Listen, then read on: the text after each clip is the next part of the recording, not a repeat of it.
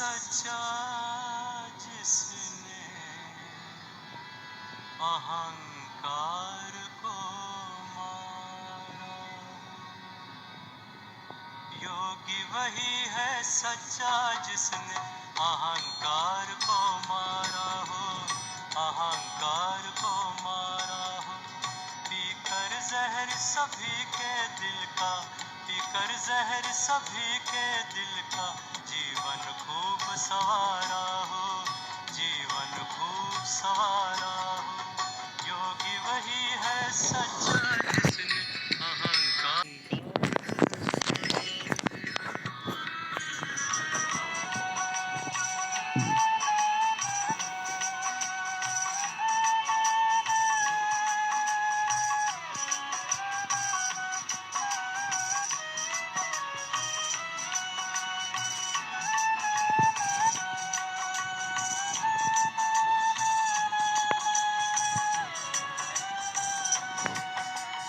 विघ्नों से ना घबराए, हंस हंस के सह जाए। विघ्नों से ना घबराए, हंस हंस के सह जाए। प्राणों की दे आहुति, सबके प्राण बचाए। जीवन में सीखा हो हंसना, जीवन में सीखा हो हंसना। काम को ललकारा हो, काम को ललकारा हो। योगी वही है सच्चा जिसने अहंकार को मारा हो, अहंकार को मारा हो।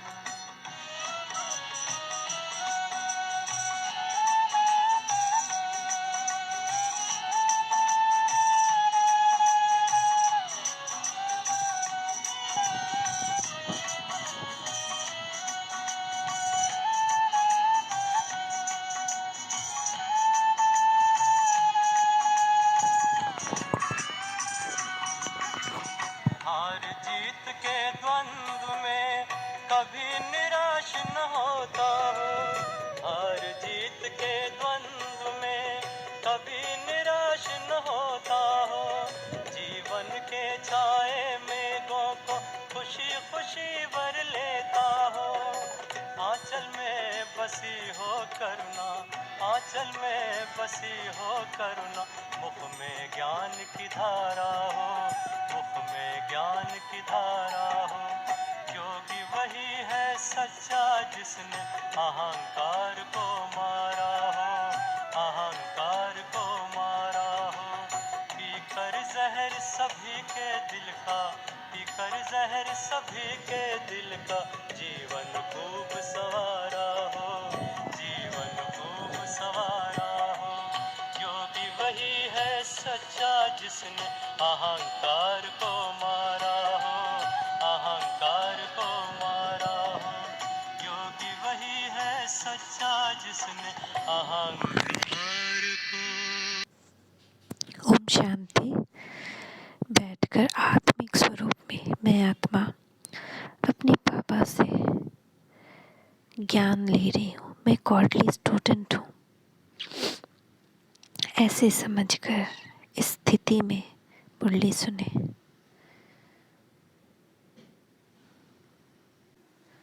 बाबा कह रहे हैं, मीठे बच्चे,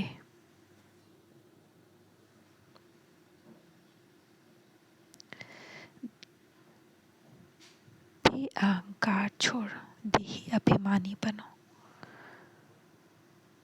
अपने कल्याण के लिए याद का चार्ट नोट करो, खास याद में बैठो। याद से ही विकर्म विनाश होंगे। प्रश्न है, बाप ने तुम बच्चों को पहला पहला कायदा कौन सा सुनाया है? उत्तर है, पहला कायदा है, सब कुछ देखते हुए भी बुद्धि चलायमान ना हो। एक बाप की याद रहे, अपनी परीक्षा लेनी है कि मेरी वृत्ति देखने से खराब तो नहीं होती है।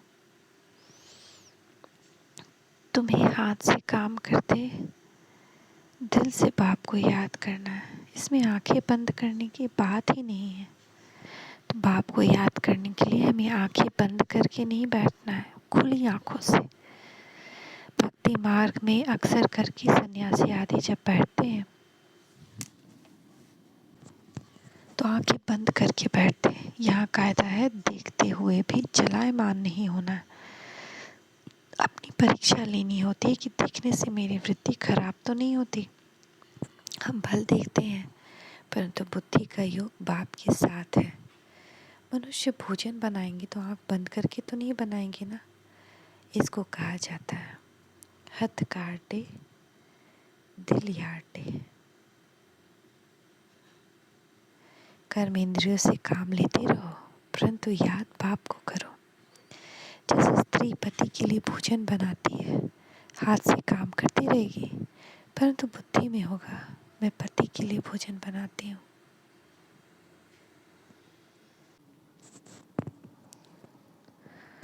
तुम बच्चे बाप के सर्विस में हो। बाप कहते हैं बच्चे मैं तुम्हारा ओबीडियंट सर्वेंट हूँ। बच्चों को अर्थात आत्माओं को समझाएंगे ना। आत्मा कहेगी स्वीट फादर आप जो हमको ज्ञान और योग सिखलाते हो हम उस सर्विस में ही बिजी हैं और आपने डायरेक्शन दिया है कि गृहस्थ व्यवहार में रहते काम करते घड़ी घड़ी मुझको याद करते रहो। तुम रेगुलर याद कर नहीं सकते। कोई कहे हम 12 घंटा याद करते हैं परंतु नहीं, माया घड़ी घड़ी बुद्धि योग ज़रूर हटाएगी। तुम्हारी लड़ाई है ही माया के साथ। माया याद करने नहीं देती क्योंकि तुम माया पर जीत पाते हो। रावण जीत जगत जीत, राम भी जगत जीत थे, सूर्यवंशी चंद्रवंशी जगत जीत थे। तो इन आँखों से देखते हुए बुद्धि बाप के साथ रहनी चाहिए। देखना है मेरे को कोई चलाए मानी तो नहीं आती। बाप को पूरा याद करना है। ऐसे नहीं कि मैं तो शिव बाबा का हूँ ही, याद करने की क्या दरकार है, परंतु नहीं खास याद करना है। और यह नोट रखना है कि सारे दिन में हमने कितना समय याद किया। ऐसे बहुत होते हैं जो सारे दिन की हिस्ट्री में लिखते हैं यह हमने सारा दिन यह किया। ज़रूर अच्छे मनुष्य ही लिखेंगे। अच्छी चाल लिखते हैं तो पिछाड़ी वाले देखकर सीखें। बुराई लिखें तो उनको देख और भी बुराई सीखेंगे। अब बाप बच्चों को राय देते हैं कि तुमको चार्ट रखना है। नॉलेज तो बहुत सहज है। भारत का प्राचीन राजयोग मशहूर है। भक्ति मार्ग में अनेक प्रकार के हठ योग आदि सिखलाते हैं। उन्हों को यह पता नहीं कि बाप ने कौन सा योग सिखलाया था। बस कोई कोई अक्षर भी है।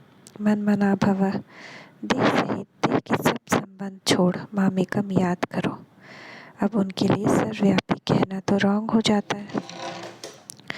कोई याद कर ही नहीं सकते। पत्थर बुद्धि होने के कारण कुछ भी अर्थ नहीं समझते। बाप समझाते हैं मुझ बाप को याद करो। यह मेरी देह नहीं है। श्री कृष्ण की आत्मा तो कह न सके। निराकार बाप ही कहते हैं अपने को आत्मा अशरीरी समझो। तुम अशरीरी नंगे आए थे, उन्होंने फिर नागा समझ लिया है। भक्ति मार्ग में अर्थार्थ उठा लिया है ना। हम लोग नंगे आए थे, अशरीरी आए थे, इसका मतलब ये नहीं कि हम लोग को नंगे रहना है। बाप ने कहा अपने को देह से अलग समझो, देह अहंकार छोड़ो, देही अभिमानी बनो। सारी आयु तुम अपने को देह समझते आए हो। अब यह अंतिम जन्म है। अभी तुमको देही अभिमानी बनना है। सतयुग में देवताएं आत्म अभिमानी थे। उनको मालूम रहता था कि एक शरीर छोड़ दूसरा लेना है। खुशी से पुराना शरीर छोड़ नया लेते हैं। सन्यासी तो ये सिखला न सके, वह काल को जीत नहीं सकते। तुम बच्चे काल पर जीत पाते हो, कितनी बड़ी बात है। वह निवृत्ति मार्ग माले हैं। वह फिर अपने संन्यास धर्म में आएंगे। प्रवृत्ति मार्ग में आ न सके।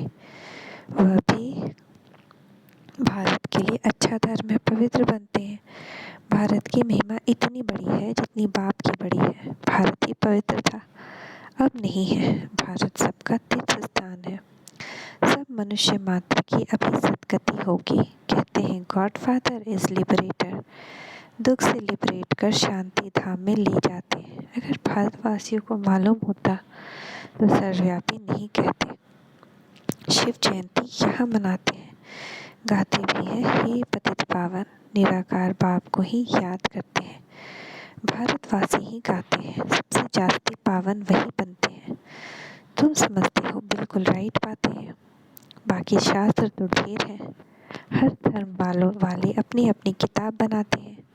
नए नए धर्मों का बहुत मान होता है। भारतवासी द्वापर से गिरते ही आए हैं, अभी सब पतित बन पड़े हैं। सारी दुनिया पतित पावन बाप को याद करती है। ऐसे बाप का जन्म यहाँ होता है। सोमनाथ का मंदिर भी यहाँ है। इनको अगर जान जाए तो सब एक पर फूल चढ़ाएं, क्योंकि वह सबका लिबरेटर है। हमारा एक दूसरा न कोई मरता है तो उन पर फूल चढ़ाते हैं। शिव बाबा तो मरते नहीं हैं, सबको शांति धाम में ले जाते हैं। शिव के मंदिर जहाँ तहाँ हैं, विलायत में भी शिवलिंग को सब पूजते हैं, परंतु यह पता नहीं कि हम इनको क्यों पूजते हैं। बाप स्वयं बैठकर समझाते हैं कि शिव जयंती के बाद श्री कृष्ण जयंती भारत में ही होती है। शिव जयंती के बाद नई दुनिया आती है। बाप आते हैं पुरानी दुनिया को नया बनाने। भारत सबसे ऊंच है, नाम है पैराडाइज। तुम सब खुश होते हो कि अभी हम स्वर्ग की स्थापना कर रहे हैं श्रीमत पर। हम खुदाई खिदमतकार सल्वेशन आर्मी है। सारी दुनिया को रावण की जंजीरों से तुम छुड़ाते हो। तुम जानते हो भारत के साथ हम भारत की खिदमत कर रहे हैं। गांधी जी फॉरेनर से छुड़ाया, परंतु कोई सुख तो नहीं हुआ, और ही दुख हो गया। लड़ते झगड़ते रहते हैं। बाप कहते हैं मैं आता हूँ रावण की जंजीरों से छुड़ाने। रावण की जंजीरों के कारण अनेक प्रकार की जंजीरें हैं। सतयुग में यह नहीं होता नहीं, वहाँ दुख की कोई बात नहीं। यहाँ तो कितने व्रत नियम रखते हैं। यह सब करते हैं श्री कृष्णपुरी में चलने के लिए। बाप बच्चों को समझाते हैं फादर सोज सन, सन सोज फादर। तुम सबको घर का रास्ता बताते हो। इसको भूल भुलैया का खेल कहा जाता है।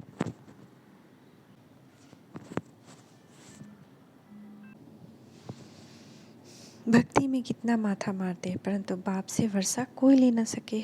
भक्ति तप दान करते करते माथा टेकते रहते हैं। रास्ता बताने वाला एक ही बाप है। अगर कोई रास्ता जानता हो तो बताए। इससे सिद्ध है कि कोई भी जानते ही नहीं, कोई को रास्ते का मालूम ही नहीं। अभी सब मक्षरों सदृश वापस जाने वाले हैं। सबके शरीर खत्म होंगे, बाकी आत्माएं हिसाब किताब चुकतो कर वापस जाएंगी। इनको कयामत का समय कहा जाता है। मनुष्य दिवाली पर साल का फ़ायदा नुकसान निकालते हैं। तुम्हारी है कल्प की बात। अभी तुमको 21 जन्म के लिए करना है। बाप को याद करने से जमा होगा। फिर 21 जन्म तक कोई तकलीफ़ नहीं होगी, कोई अप्राप्त वस्तु नहीं होगी। स्वर्ग की सारी प्राप्ति अभी के पुरुषार्थ पर होती है। यह बातें कोई शास्त्रों में नहीं है। अभी तुम अनुभव पा रहे हो। जब स्वर्ग में चले जाते हो फिर कौन बैठ लिखेंगे। शास्त्र आदि तो बाद में बनते हैं। शास्त्रों में है कि जमुना के कंठे पर महल थे, दिल ही परिस्थान था। बिरला मंदिर में लिखा हुआ है 5000 वर्ष पहले धर्मराज ने व युधिष्ठिर ने परिस्थान स्थापन किया था।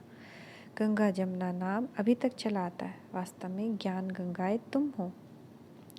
जमुना का इतना प्रभाव नहीं जितना गंगा का है। बनारस हरिद्वार में गंगा है, वहाँ बहुत साधु आदि जाते हैं। वहाँ जाकर कहते हैं शिव का काशी विश्वनाथ गंगा। विश्वनाथ ने गंगा बहाई जटाओं से, ऐसे कहते हैं। समझते हैं गंगा के कंठे पर रहने से हमारी मुक्ति हो जाएगी। बहुत जाकर काशी वास करते हैं, आगे बलि चढ़ते थे। अब कहते हैं हमारी मुक्ति हो जाएगी। देखो ज्ञान मार्ग में क्या बात और भक्ति मार्ग में क्या बात, कितना कॉन्ट्रास्ट है। आधा कल्प अनेक प्रकार की तकलीफ़ें उठाई, देवियों पर जाकर बलि चढ़े। अभी तुम बलि चढ़ते हो। ये सब कुछ ईश्वर का है, तो ईश्वर का सब कुछ तुम्हारा है। ईश्वर का सब कुछ है स्वर्ग। तुम तो अब नर्कवासी हो, बाप का बनकर फिर स्वर्गवासी बन रहे हो। बाप की श्रीमत पर पूरा चलना पड़े। शिव बाबा को तो मकान आदि बनाना नहीं है, वह तो दाता है। यह सब बच्चों के लिए। शिव बाबा कहेंगे तुम बच्चे ही ट्रस्टी होकर संभालो। भक्ति मार्ग में कहते हैं शिव बाबा यह सब कुछ आपका दिया हुआ है, फिर भी वापस लेते हैं तो कितना दुखी होते हैं। अब बाबा तुमसे कुछ लेते भी नहीं। बाप कहते हैं इनसे ममत्व मिटा दो, ट्रस्टी होकर गृहस्थ व्यवहार को संभाल करो। बाकी मैं लेकर क्या करूँगा, तुम्हारे लिए ही सेंटर खुलवाए हैं। यह हॉस्पिटल कॉलेज कंबाइंड है, हेल्थ और वेल्थ दोनों मिलती है। एजुकेशन को सोर्स ऑफ इनकम कहा जाता है। जितना जो पढ़ते हैं वह बाप से इतना वर्षा लेते हैं। पुरुषार्थ पूरा करना चाहिए। फॉलो फादर मदर, त्वमेव माता च पिता, यह है ना। वह पिता आकर इनमें प्रवेश करते हैं, इनसे अडॉप्ट करते हैं। वह माता पिता ठहरा, हम तो उनकी महिमा करते हैं। मैं इनके मुख द्वारा कहता हूँ तुम हमारे हो, तुमको मैंने अडॉप्ट किया है, फिर माताओं की संभाल लिए, सरस्वती को मुकर्रर किया है। तुम छोटे बच्चे तो नहीं हो। बाप कहते हैं तुम हमारे बनो, अच्छा ट्रस्टी होकर रहो, गृहस्थ व्यवहार की पूरी संभाल करो। सबसे अच्छा है यह रूहानी हॉस्पिटल खोलना। शिव बाबा कहते हैं हम क्या संभाल करेंगे। ब्रह्मा बाबा के लिए भी कहते हैं यह क्या करेंगे, इनके पास जो कुछ था सो शिव बाबा को दे दिया, ट्रस्टी बनना पड़ता है। यहाँ तो सब कुछ बच्चों के लिए किया जाता है। तुम बच्चों को ही बाबा सब शिक्षाएं देते हैं। ऐसे नहीं कि यह मकान शिव बाबा व ब्रह्मा बाबा का है, सब कुछ बच्चों के लिए है।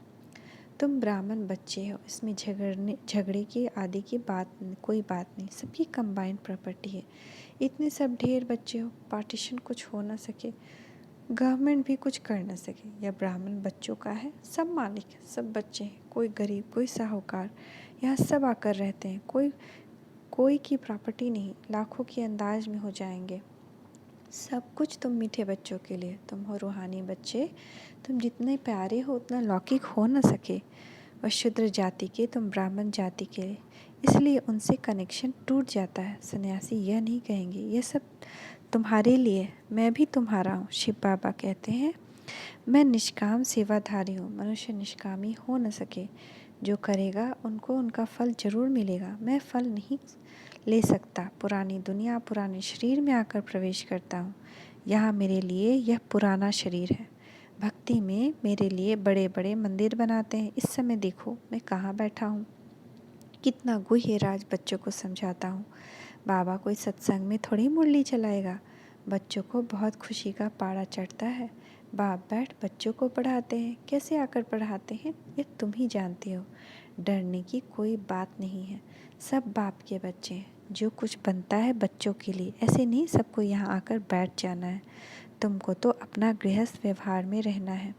सब आकर इकट्ठे रहें तो सारी दिल्ली जितना तुम्हारे लिए चाहिए, ऐसा तो हो ना सके। फिर भी बाप से योग लगाते रहो तो विकर्म विनाश होंगे, आत्मा गोल्डन एजेड बन जाएगी, तभी घर जाएंगे। मम्मा बाबा मुआफिक इज्जत से पास होकर जाना है। मम्मा बाबा मुआफिक इज्जत से पास होकर जाना है। अच्छा, मीठे मीठे सीखे लदे बच्चों प्रति माता पिता बाप दादा का याद प्यार गुड मॉर्निंग। रूहानी बाप की रूहानी बच्चों को नमस्ते। रूहानी बच्चों की रूहानी मीठे मीठे माता पिता बाप दादा को याद प्यार गुड मॉर्निंग। नमस्ते बाबा नमस्ते, शुक्रिया बाबा शुक्रिया। धारणा के लिए मुख्य सार, श्रीमत पर खुदाई खिदमतकार बनना है। बाप को शो करने के लिए सबको घर का रास्ता बताना है। ट्रस्टी होकर सब कुछ संभालना है, किसी में भी ममत्व नहीं रखना है। माता पिता के मुआफिक इज्जत से पास होना है। वरदान, संबंध संपर्क में आते सदा संतुष्ट रहने और सदा संतुष्ट करने वाले गुप्त पुरुषार्थी भव। मीठे मीठे बाप दादा का वरद हस्त हमारे ऊपर। बाबा कह रहे हैं बच्चे संबंध संपर्क में आते सदा संतुष्ट रहने वाले और संतुष्ट करने वाले गुप्त पुरुषार्थी भव।